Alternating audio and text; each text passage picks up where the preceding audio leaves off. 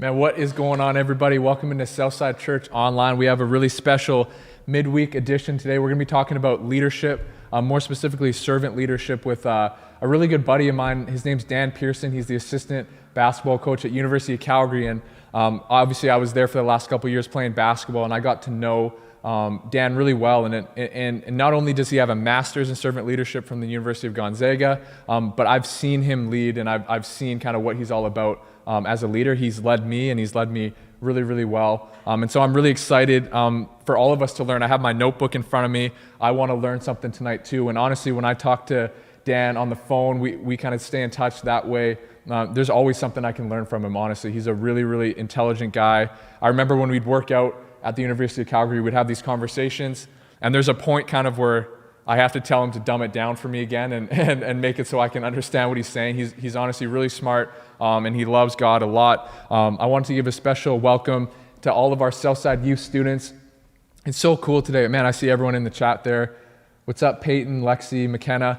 I just really believe in our next generation leaders, all of our Southside youth students in here. I believe that at Southside Church, we actually want you guys to lead not just in the next generation, we want you guys to lead right now.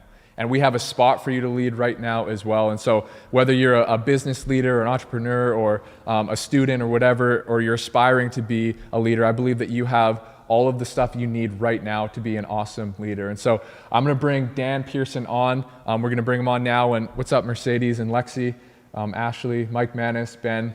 What's going on, guys? And so Dan, first of all, thanks so much for joining us today. And I just wanted to kind of check in, let everyone know kind of what's going on in Alberta and what are things looking like in Calgary today.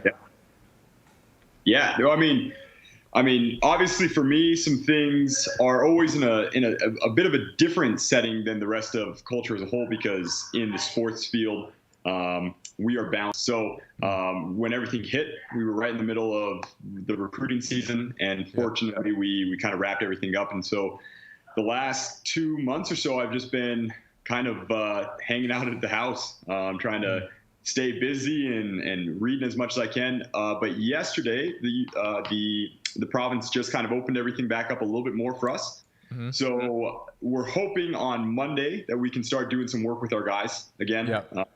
Obviously, you know what it was like in the summers. We spent a lot of time in the gym and the weight room with our guys. Yeah. And so we've been doing everything digitally, which has been good. I mean, it's the best that we can work with. Right.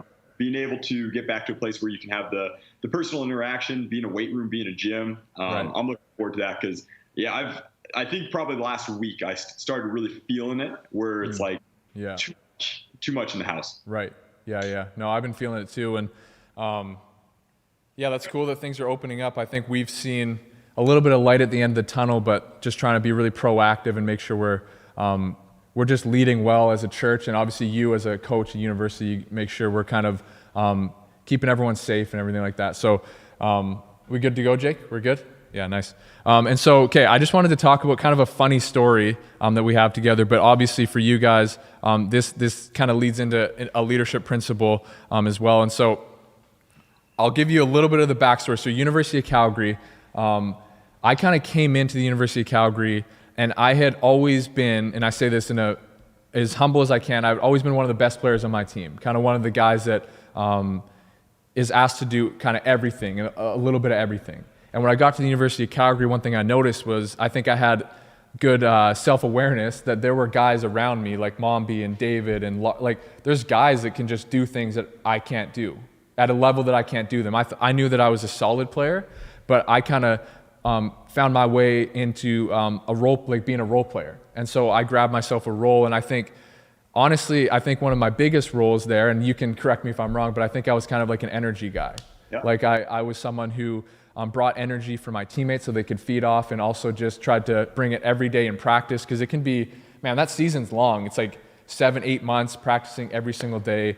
But one of the things about being an energy guy is that there's a really fine line between bringing the energy for your teammates and then going past that line where you're becoming a little bit of a distraction, or your energy is actually working against your own team.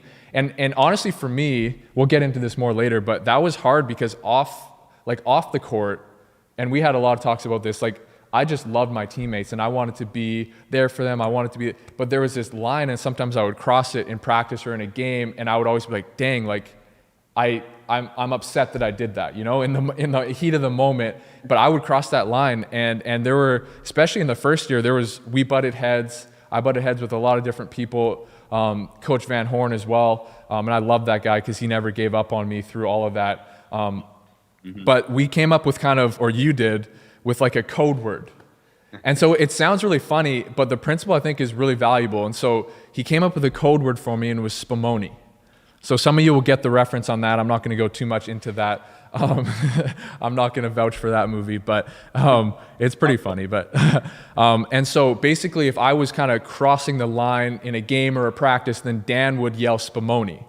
And it was one of those things where for me, it made me laugh, but it was also like really, really helpful for me because I was like, okay, you know what? I am crossing the line from I'm helping my team and I'm someone who I'm doing something that they need. And now I'm crossing the line where I might be working against my own team. And I never wanted to do that. And it's funny because like the word spumoni and everything and the fact that we actually even had to do that. But I think I wanted you to talk a little bit about like, I think that shows a level of leadership that's important in terms of being able to communicate with different types of people. Like I communicate differently than you and Lars communicates differently than me and everyone communicates differently. Chloe, Ashley, Leah, all of us, we all communicate differently and also there's different personalities as well. Yep. And so can you talk, like from your perspective, obviously that was something kind of funny that we did, but like the principles behind that, like why did you do that and what is that? Yeah. Well, I think from a sports psych side of things, it's called cueing. So there's vocal cues that teams always do, right? And so whenever you see a team come together in a huddle and they put their hands in, they say something, without us actually knowing the terminology, what that is that's a cue. That's it. That's saying we're about to start something. So something has happened prior. This is our point of actually ending the prior thing and moving to the next thing. And so that is essentially what we were practicing out was cueing. Whether you and I talked about that terminology or but you had talked about how there was humor in it. I think that was an important form of the cue for you. And what we had spoken about was leadership, especially today, is a form of leadership that requires an intimate understanding of the individuals you lead. Yeah. And so, I mean, what I found out early with you, and then you referenced us butting heads, I would say you and I butted heads 1.5 times. Right, yeah. Time early. Yeah. And then we had another time where we actually started moving towards it. And then, you know, for me, I can speak to my perspective. I just go, well, this isn't going to be productive for me and Lucas. Yeah. Where it would have been productive with other guys. It would have been productive with, maybe a Max in a different way because of the way he is. The disarming nature of humor with you played into the element of whenever we had these conversations where you're such a gracious person that you came back and you're like, man, I love my team. Right. I love this experience. It's fun. And I lost myself in that moment. Right. And so to cue you back into a place of levity, I think was always important because then it was like, oh yeah, I'm playing a game. And I think the first time it said Spumoni wasn't Germany, I think you were arguing with a German ref in English and he was full German. And I just remember like both Van Horn and I think at the same time would go like Spumoni, Lou, Spumoni, and like we're laughing and you look over, you start laughing and then you walked away. And so I mean, there's a lot of principles to it in terms of the intimacy of the players and coach relationship.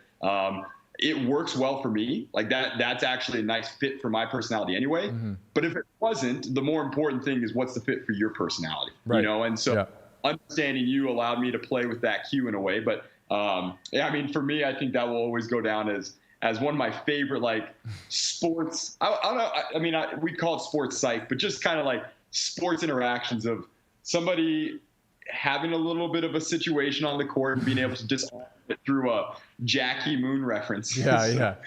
It's crazy because like it sounds funny and like it is. It was funny, but it was crazy effective. Like it was for me, because it's what I wanted. Like we would talk off the court before the heat of the moment would come, and I'd say, dude, like I want to be a great teammate. I want to do everything up to the line that helps my team, and I don't want to cross that line. And so we're just like, I was like, you can hold me to that. And then you did hold me to it.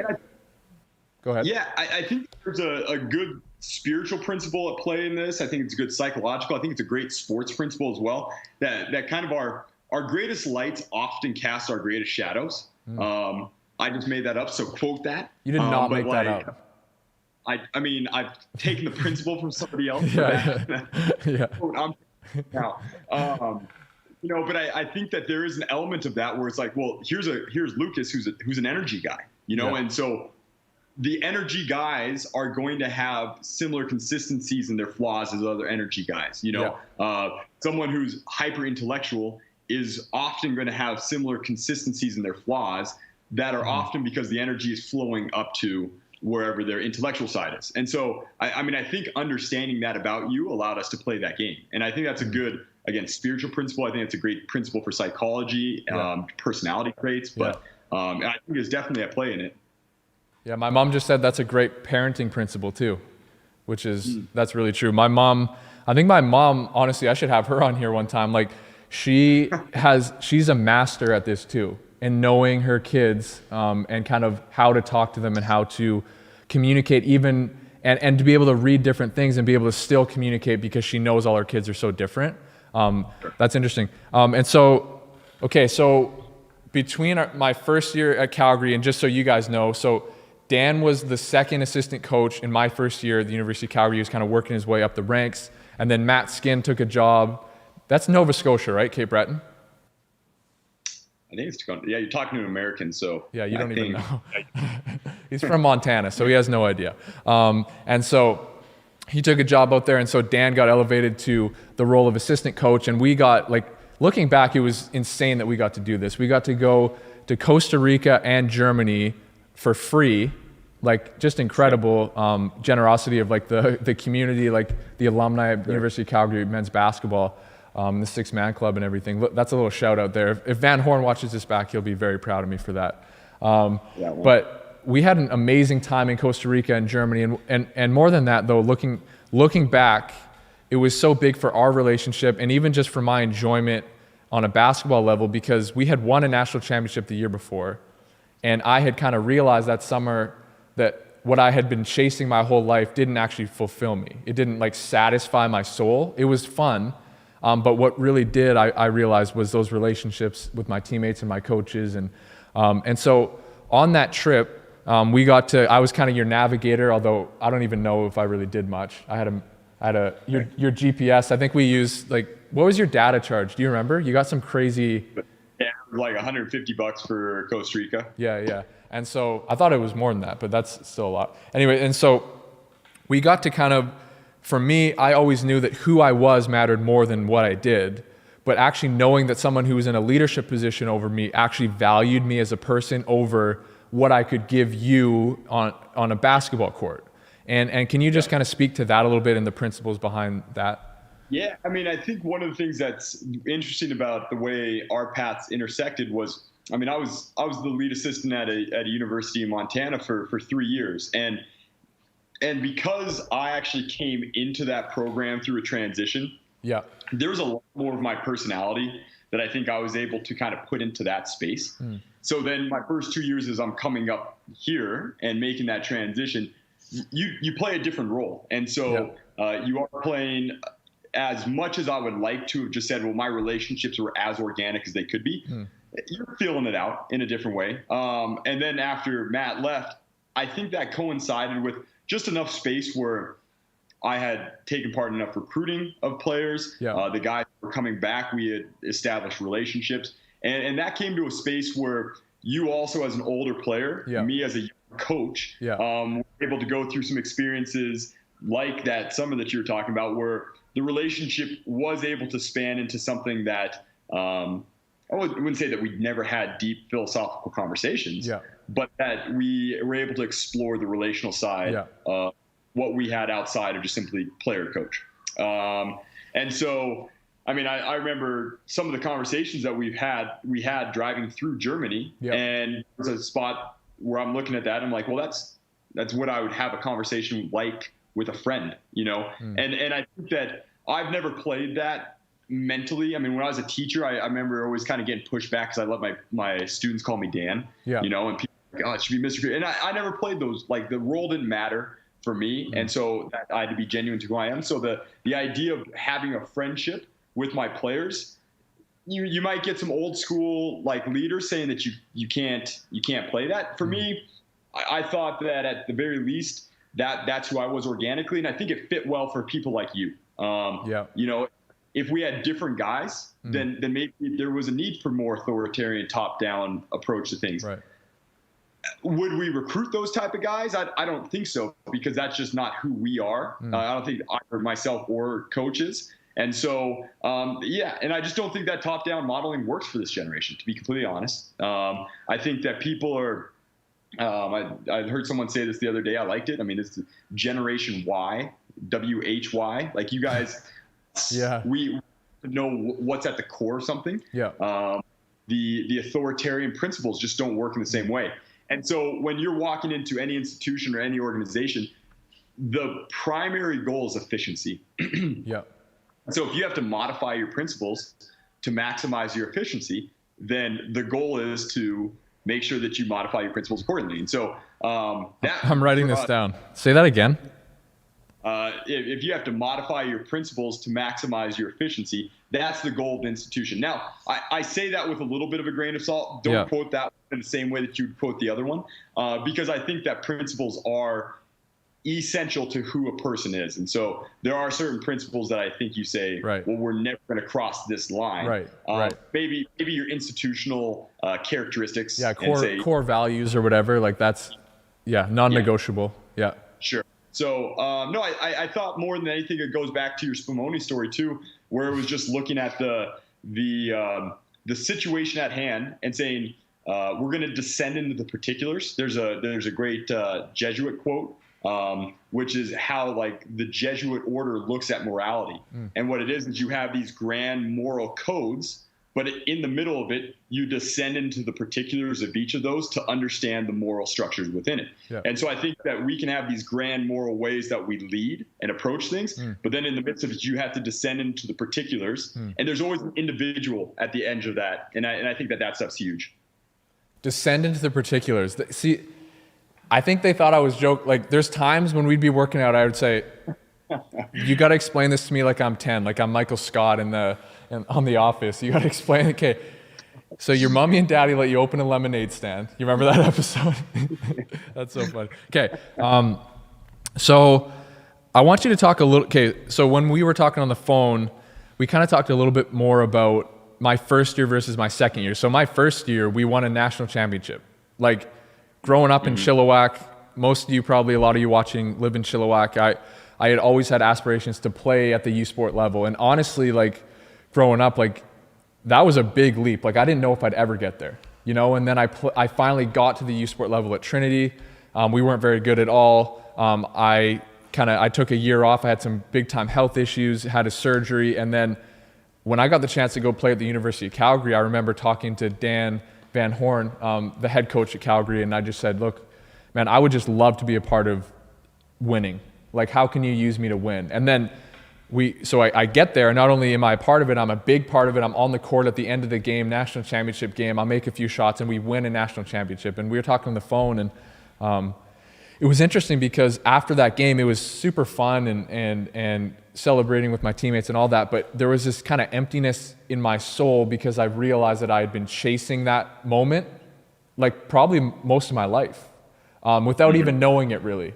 And then I got to that moment, or I climbed the mountain, and I was like, oh, dude, like, and it's cliche, but it's actually really true. Like, if you're chasing a feeling or a moment in your life that doesn't have anything to do with people or with God, you're going to come up feeling empty because we were born for more. And so I think in my second year, it was so cool because through our relationship and some other relationships with teammates, it was able to be so much more than just basketball for me.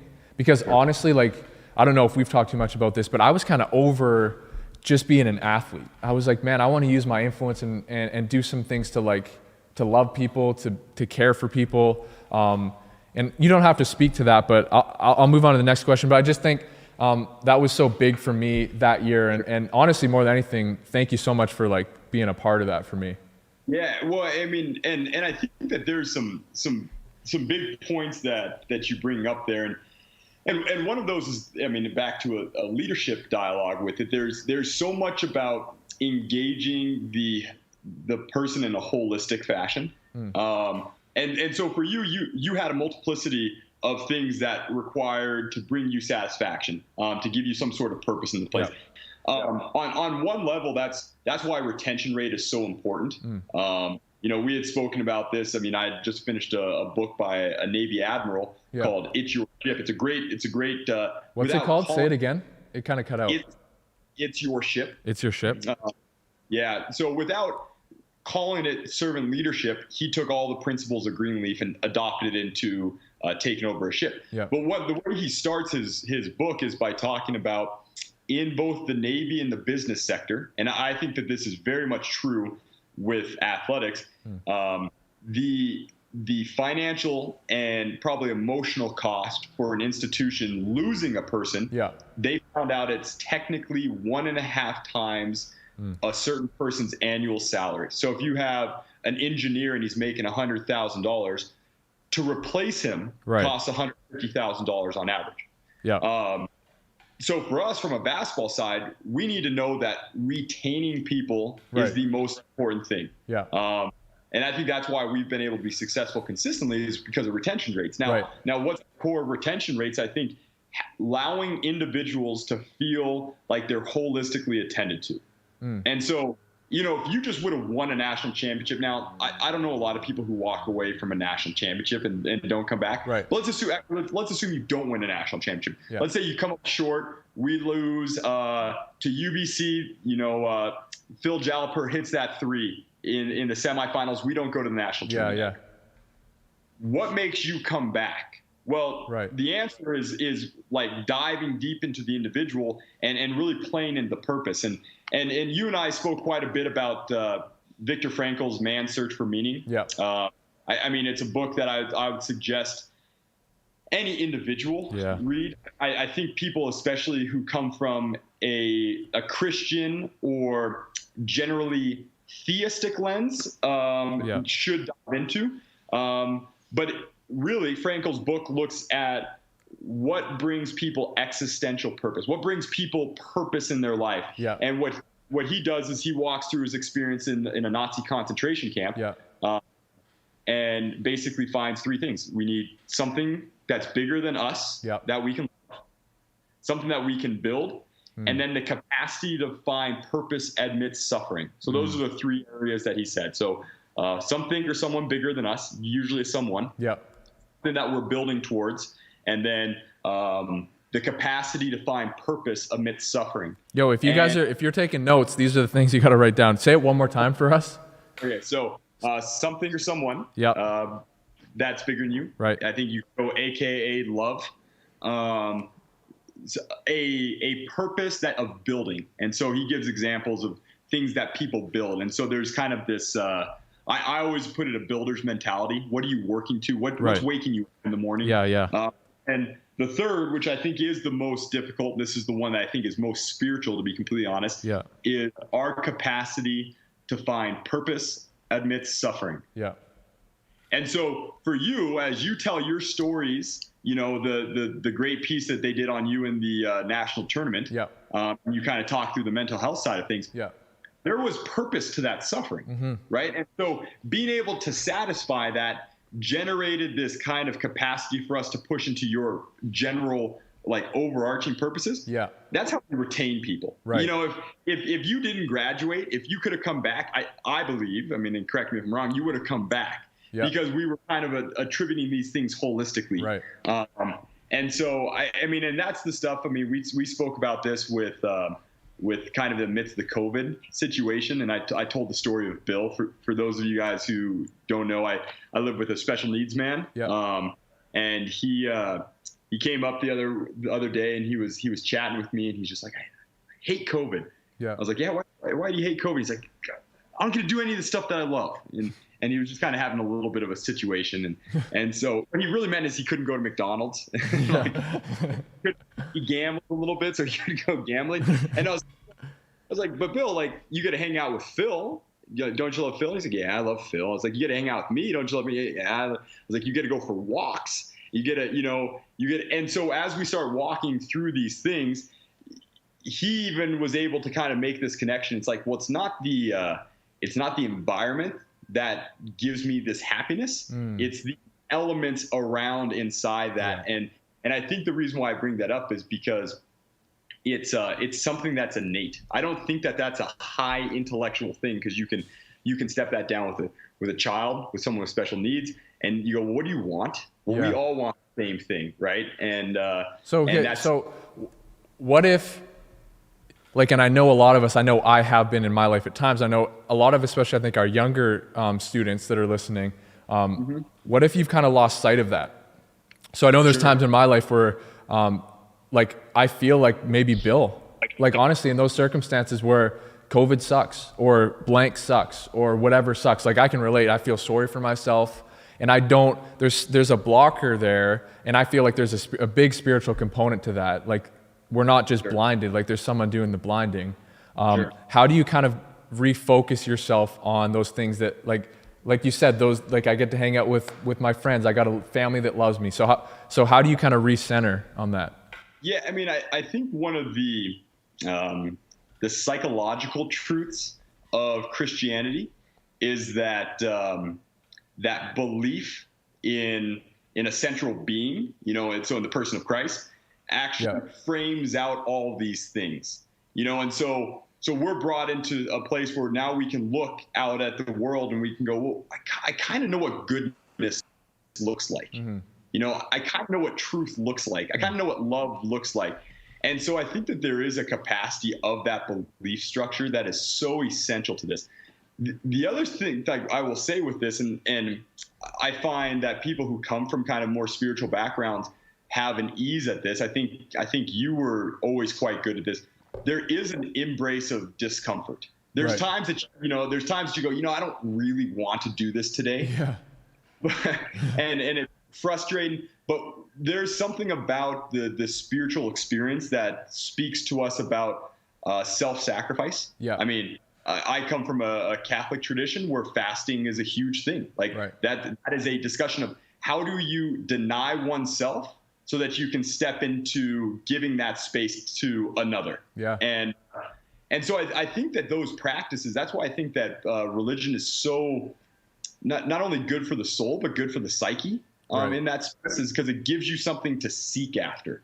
And so I don't know, I might have dodged that question a little bit, but I think that, being in a space like this, it's kind of find that central point and understand that central point, even if it's a little uncomfortable at times to go after, there's goodness in that. Yeah. Yeah. That's very, very good. So, I think that's an encouragement to you guys. I think for a lot of us, sometimes we've either been told, actually, like someone's actually told us, or just we've kind of believed this for some reason, that it's supposed to be easy, or that the Christian life or life in general is supposed to be easy. What's up, Green Acres Farm? But I know that a big step in our faith, and even just as people living and trying to do the best we can, trying to leave a worthwhile legacy, is understanding that there's going to be seasons that are hard, and being able to embrace that, and also what's up, Josh? And also be able to make the most of that, and understand that we're working towards that same legacy, and that's just going to be part of it. Okay, so this is kind of vague, and I know you have some really good things to say on this one. So I just wrote this down, and basically it's just, what makes a leader? What traits do you think are universal in all good leaders? Yeah, we haven't spoken a ton about this yet, about the philosophy of servant leadership. And maybe I'll give a quick background on that one, because, working at a secular school right now, and that was, I never went to a school that was detached from kind of a Christian foundation. I never had worked in a space like that. When I bring up servant leadership, there's this innate assumption that it is religious in its nature. Yeah. It's not. Robert Greenleaf, who's the founder of servant leadership as a philosophy, he was a Quaker, but he was the founder of the CEO of AT&T.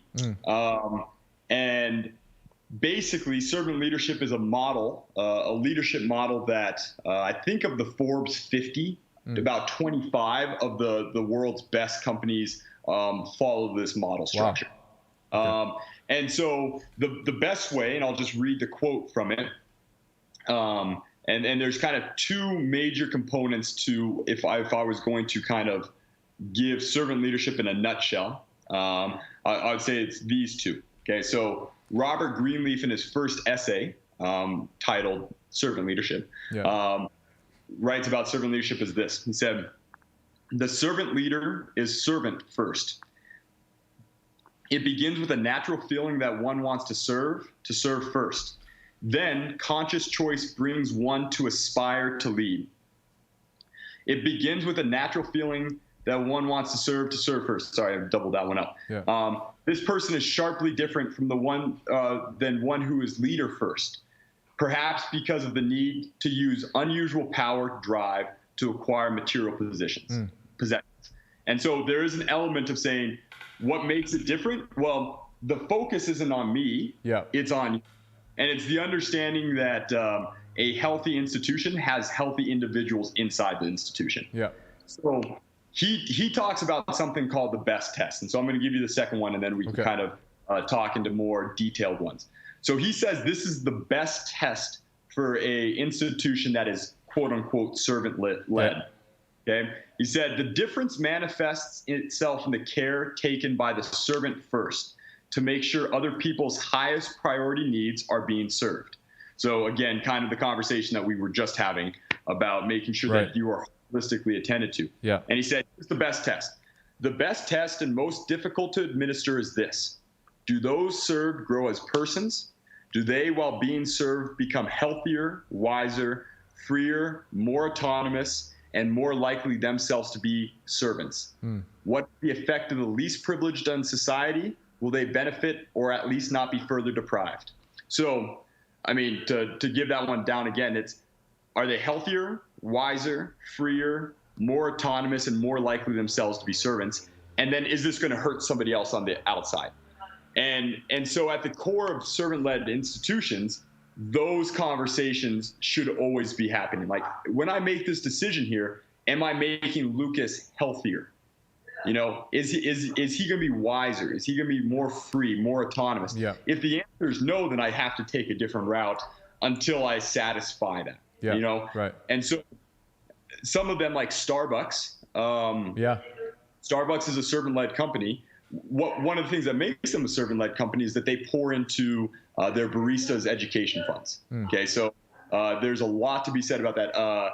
United Airlines, when after 9/11, the way that they went about making sure that they didn't have to have any layoffs is all their CEOs and top executives took unpaid vacations to make sure that they continue to pay the little people down bottom.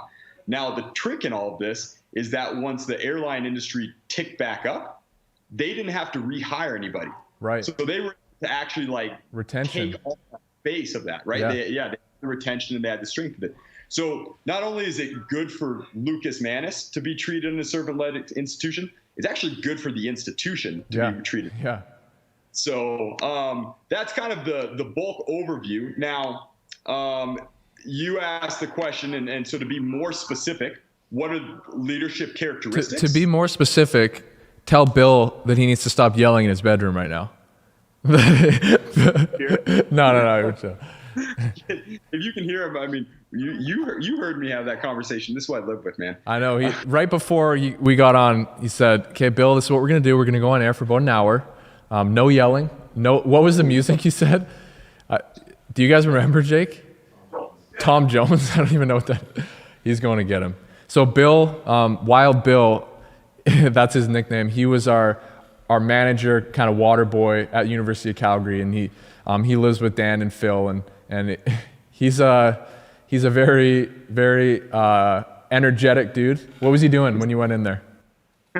Yeah, he's also no longer Wild Bill. He's been rebranded as Bill Mann now. Bill Mann. Oh yeah, that rebranding was taking place right at the end of my tenure. We're trying to rebrand him again as either Dollar Bill or Bill. Or what? What'd you say after? Bill Buckets. Bill Buckets. Dollar Bill. But anyway, yeah, okay, so the characteristics, and to me, especially in today's current political climate, I think that these are more important than ever. So actually, he was one of my professors at Gonzaga, a guy named Larry Spears, who runs the Robert Greenleaf Center for Servant Leadership. It's actually located out of Indianapolis, and basically they're the source for most servant-led institutions as far as basically getting people to come speak to him. So he runs that. And so he wrote a book, and in it he broke down the 10 most quoted leadership characteristics from Robert Greenleaf. And here's the 10. So, you know, and to be honest, if you remember them all, great. Sometimes I do. Sometimes I. First and foremost is listening. So a characteristic of a strong leader is listening. The second one that he lists is empathy and acceptance. So I understand and I can listen, and then I accept you for who you are. The next space is a pursuit into healing, so that a servant-led company, a servant leader in his nature, desires to heal the individuals in that space. And also, you look at the climate that's going on in the United States right now. There's a need for a lot of healing, and there's a sign that stuff has not been healed. There's an awareness. So the fourth he references is an awareness. And so that is, again, I think you're going to have a hard time being aware if you're not intimately engaged with the individuals. Like, how am I going to be aware to what makes you tick if you and I don't spend time together? Right. The fifth one is one maybe up there with listening that I find to be one of the most important one is persuasion. So persuasion in terms of being countered by power. So a lot of leadership structures are kind of power-based. So the symbol for servant leadership is a triangle that's upside down. It's a flip triangle. So it's basically saying all the energy is flowing down to the smallest. And that we're trying to persuade those people to come along. Right. Then the next few are a little bit more heightened. So I might just kind of cruise through those. Conceptualization. Do you have a good concept for the future and where you want to go? Foresight. I mean, someone who has vision. I think you're a person who has great vision for your future and for the collective future. Stewardship, so that I want to actually lead people and I want to serve them. And then the final two are commitment to the growth of the individual and building community. So those are the 10. And so if you asked me what are my characteristic traits that I would say makes a good leader, I mean, I just lend towards Larry Spears and Greenleaf, and I'd say those would be the 10. For me, as an individual, listening for sure is one of my ones I need to work on the most. It's definitely a focus. Me too. A general view of empathy, and then I would say probably persuasion would be the three that I know for me. I look and be like, how do I persuade people to come along with me instead of basically just going, well, get on the ship or get off the ship, you know? And there's just some people, like, again, with you, like, that wouldn't have worked, you know? Like, that's just not the way that a lot of people in society and individuals work any longer. So for us to go along together, there needed to be an element of persuasion there. So it's crazy too, because when I hear you say all this, like, I know you were thinking about all these things, and it really helped in you and how you led not only me, but the whole team. But when it works, like when this stuff actually gets put in, it works. And it's not like I'm like, oh, Dan's trying to persuade me. Like I don't like, but you're following these characteristics because that's what you believe in. And it really actually works because you care, because like right in here, like you care about building community, you care about the growth of me. Like, so I could see a genuine care for me. And so I'm willing to come along then. So no, I mean, and that's the hope with the servant-led pursuit, is that people kind of look at it and be like, oh, it's fluff. You know, it's like, it's nice words, but at this end of the day, if we got to get stuff done, the assembly line is the best way. And for me, I hold true to the idea that a healthy institution is made up of healthy individuals. So, for sure. I think that's the best approach. Okay, and I'm really excited about this. We talked, if you're taking notes or whatever, this is going to be a really big one, I think, because some of the things you mentioned when we talked on the phone a few days ago on this one are awesome. I've never thought about it before. So what are some of the biggest misconceptions of leadership in your opinion? Yeah, I mean, and I love this conversation, and I don't know. I never want to apologize if we get too philosophical, but if the terminology needs to be changed, let me know. There is for anyone who's taken English classes before, like at high school level or higher. I was an English teacher, so we spent a lot of time looking at the hero's journey and the archetypes of the hero's journey, also known as the monomyth, put out by Joseph Campbell. Anyway, one of the major stages in that is called the belly of the whale. Yeah. So what the hero's journey does is it looks through the 18 stages, I believe it's 18 stages that you see consistently throughout literature, and say, yeah, you're not going to get Star Wars without this thing in it. You're not going to get The Lion King without this. You're not going to get The Lord of the Rings without.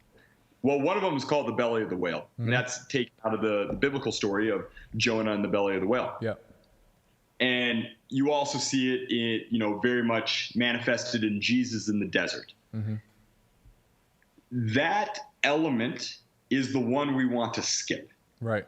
I think that leaders, one of the biggest misconceptions is that we don't need to go through the desert. Right. That we don't need to have this belly of the whale moment. And when you look at some of the politicians of today, you look at that and go, like, do you have control over yourself? Right. And so that is probably the biggest misconception, is that the leader doesn't first need to be able to like really control who he is before they go and lead. Mm-hmm. And so I think there's this element, and you see it in Joseph Campbell's work, is right before the king comes back to the castle to save it from the dragon, you have this dark moment of self-actualization. Right before Christ goes to the cross, he's in the desert. Right before Gandalf comes back and slays the Nazgul, or what I think it's called. He's in the pit for a whole movie. Right. So I think we need to have that. Now, the reason why, and this is what we talked about earlier, is a great moral coding from C.S. Lewis, another great person to read. Yeah. So C.S. Lewis talks about morality in three ways, and I'll link this here in a second, because I think it's the same with leadership. So C.S. Lewis talks about morality as ships. So he says, as we look through morality, you have to think of morality as ships going to a destination with a fleet of other ships. So what makes something moral or immoral, you can see in this metaphor. So one of it is that the ships don't hit each other, and so, because if the two ships run into each other, they're both going to sink, and they're going to achieve their goal. So we have to be generally good to each other. That's, you and I can't punch each other in the face when we're frustrated. That'd be immoral, right? Yeah. And so that's the do unto others as you wish done unto yourself principle, right? So that's the one that the culture as a whole looks at from the Christian landscape and go, yeah, we can kind of get down with that form of morality. Yeah. The second one, I'll say the second one, it's more relevant to this. The second one is that the captain of the ship isn't drunk, or the rudder of the ship works. Right. Because you might know as the ship driver that I'm not supposed to run into Lucas's ship.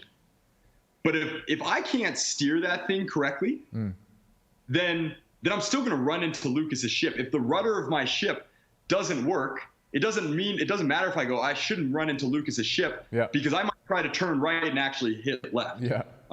And I'm going to get back to that because that's the portion I want to talk about. Yeah. The third, just so you know, is that the ship doesn't belong to us. So if my goal is to take that ship to New York and I end up in Calcutta, the owner of the ship's going to be pretty upset. Yeah. And so from the Christian lens of things, it's this idea that our lives aren't our own. Right. And so that we're seeking purpose. Now, from the leadership side, and this goes back to your question, the thing that I think is most important is that does our rudder work? You know, can I steer this ship? And so Lucas can know all the things to do, but if he can't control his ship, it doesn't matter. Right. And so I think that people in leadership spaces jump over that. Right. They jump over this self-development. They jump over the desert where they go, I don't want to do that, but I'm going to do that anyway because I know it's good for other people. Right. And so I think we miss that from a leadership dialogue, is that internal will control, self-responsibility, however you want to spend that. But yeah, we talked about that ship analogy for a little bit. Yeah, and then you talked about later, we won't have time to get to this one, but when we talked about how leading up, so when you're in a position, like, and I think a lot of our students are, even a lot of my my youth team and different people watching, like, they have aspirations to be in a position that they're not yet in. So maybe they're an insurance salesman, they want to own their own insurance brokerage or whatever it is. We talked about how do you lead up, and one of the things you said was clean your room. And do you want to just, like, because I loved how that analogy kind of related. Do you want to explain that one a little bit? I just think that you look down south right now and look around the world. It's complex. You know, the issues of the world are complex issues. They're not simple solutions. So to think that we individually, without a lot of work on ourselves, are going to be able to fix complex systems if we can't really internally work in. And so there's this idea that before I go out and clean up the world, I should start with my bedroom. Right. You know, there's a good military principle, basically like, well, make your bed when you wake up in the morning. Right. Because how are you going to go out and, you know, run a ship that's supposed to protect the world, that's supposed to make sure that we can, you know, hold on to human dignity and protect freedom if you can't make your bed? Right. You know, and so I think that there is an element for me where I kind of lean towards in terms of leadership dialogue is the individual. So, you know, we can have lots of discussion about policy. We can have lots of discussion about institutional systems. Yeah. I like that stuff. That's fun. But from a basketball side of things, it doesn't matter how good our offense is if you can't make a shot. Right. Yeah. So get him and get some jimmies up. Yeah. Yeah. Okay. So, hey, you guys, everyone watching right now, we have a little bit of time. I'm gonna touch on that, but drop some questions in there for Dan, just based on what he said, or some questions you have about leadership, or even about kind of your aspirations in leadership as well. Drop your questions in the chat. I'll get Jake to put them on a doc here I have in front of me. But it's interesting because when you're talking about making your bed, I've been listening to a lot of leadership podcasts lately, and something I keep coming across is like the importance of the morning, like starting your day well. And even for me right now, that's something that's convicting because you can work a long day or whatever, and then it gets to the nighttime, you're like, man, I want to watch a movie till 12:30 or whatever. And it's funny because I feel like I'm getting old now. If I stay up till 12:30 watching a movie, it's going to be tougher for me to get up on time and make my bed. Like, and so there's a lot of principles in that too that I think are important. You guys can drop your questions. I'm going to ask another one. On that real quick, just because I think this is something I would love to do with a basketball team someday. Yeah. But like one of the best stints of my life for personal self-control and development, I didn't take hot showers. I went through Lent in preparation for Easter for 40 days, just did cold showers. And I found that everything else in my life, like I woke up a lot easier because the first thing I did every single day is did something I didn't want to do. Right. You know? Really want to do. Yeah. And, you know, and so I think that there is an element to that for individuals who are looking like, oh, I want to be a leader. Right. My first question would be like, well, what are you doing every single day that you don't want to do? Right.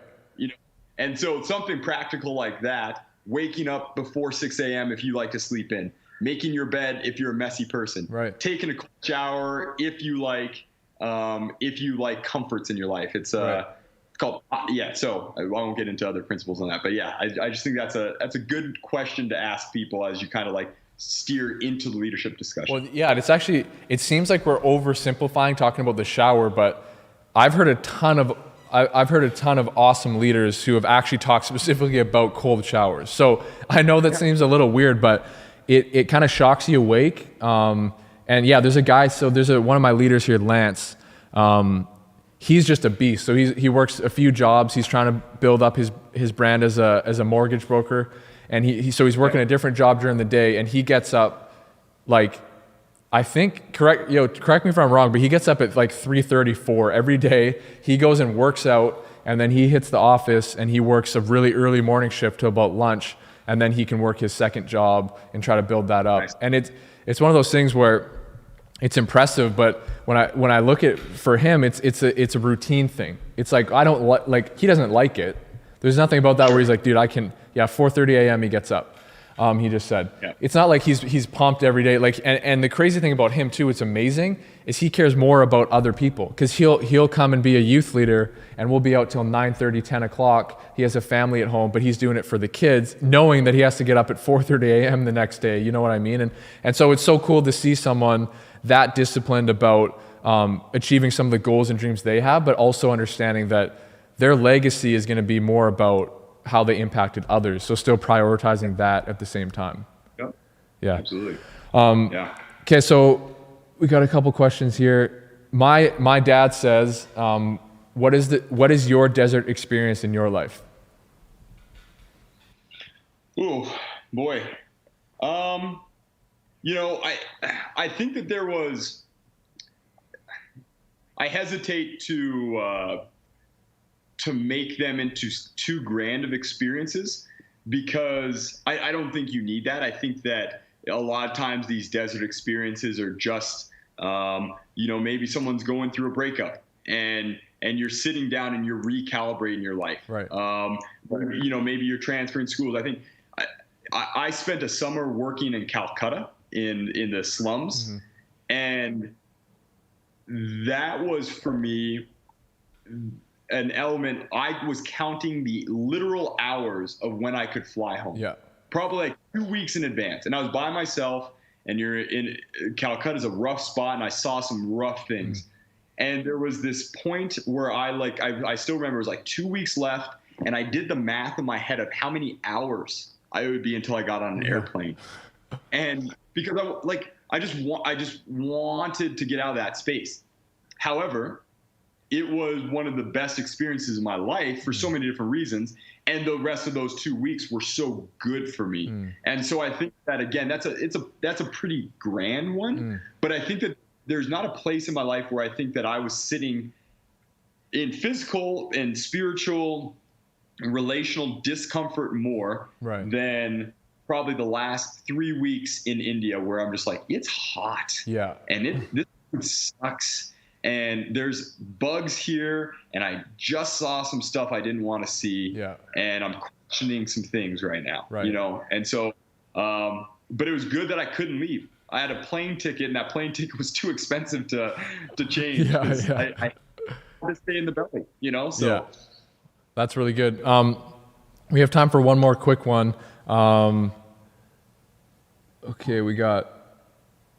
Okay, what is the biggest challenge you face in being a leader of a team that has players that are all different in a lot of ways? Yeah, I mean, I think this year more than anything else, the biggest challenge, and I think we're going to have a little bit of it next year, came down to numbers. We have 18. We had 17 or 18 guys this year. Yeah. I think we had 18, and we're going to have 19 next year. Mm.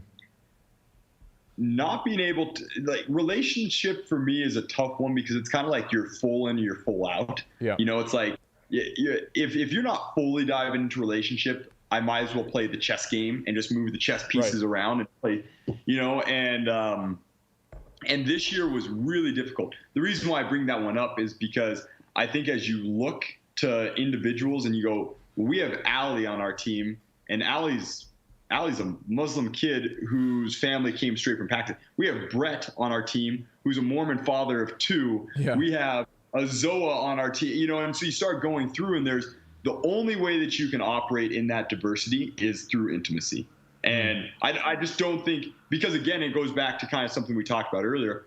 If you try to do a top-down it's about me, it's about my principles, it's about my structures, that might work for 75% of the guys if we're lucky, but it's just not going to work for 25%. Right. And so when you walk into that space, the goal is 100% retention. Yep. And it's a 100% relationship. And so I think that that's the only answer I can give in terms of that. There'd be some other things in terms of finding collective goods, finding the areas of unity rather than the areas of diversity. Yeah. I think those things are always good, and making sure that everyone's in the same space, putting a key on common communication. I think that kind of stuff is all good in diversity, but nothing replaces the intimacy of relationship. Yeah, that's so good.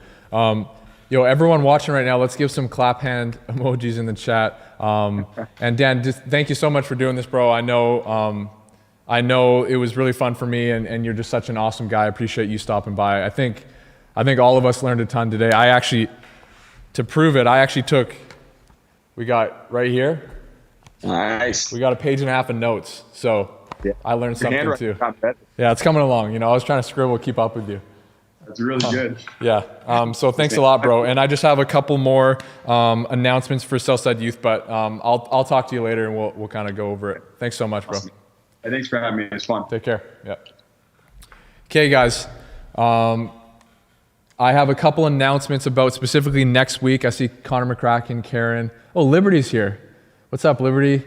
McKenna, Sean Curry, what's up, man? Chloe's back. So hey, next week, 7:30 to 8:30, we're gonna do something. It's kind of like an end of the school year thing. And I have a couple announcements too in terms of what we're gonna be doing with Southside Youth going into the summer, and then into kind of next year in terms of some of the things that are happening, what we're gonna be able to do in terms of hanging out, how that's gonna look. So 7:30 to 8:30, we're doing a Zoom call. We're doing a full youth ministry Zoom call, so all your leaders are gonna be there, all of the students are gonna be there, and it's gonna be just super fun to be able to kind of hang out and see each other again. We're gonna do some games and giveaways. I'm gonna do a short talk. I'm gonna keep it really short, just try to encourage you guys a bit. And then, like I said, we're gonna do some announcements about, Gabe just said Pearson's the GOAT. That's very true, Gabe. We're gonna do a couple announcements as well about, like I said, what we're looking to do heading into the summer, and I know it's going to look a little different, but things are opening up a bit, and so we want to talk a little bit about that, and also we want to just come together and be able to hang out again, even though it's online. And so, like I said, that's next week. That's June 17th, 7:30 to 8:30. You're going to see, we'll have the link available on Instagram. We'll have it on Facebook. We'll have a Facebook event page. So all the leaders and all the students will be there together. And we just can't wait to see you there. Remember, church this week, 8, 10, and 12. We'll see you guys online, 10 a.m.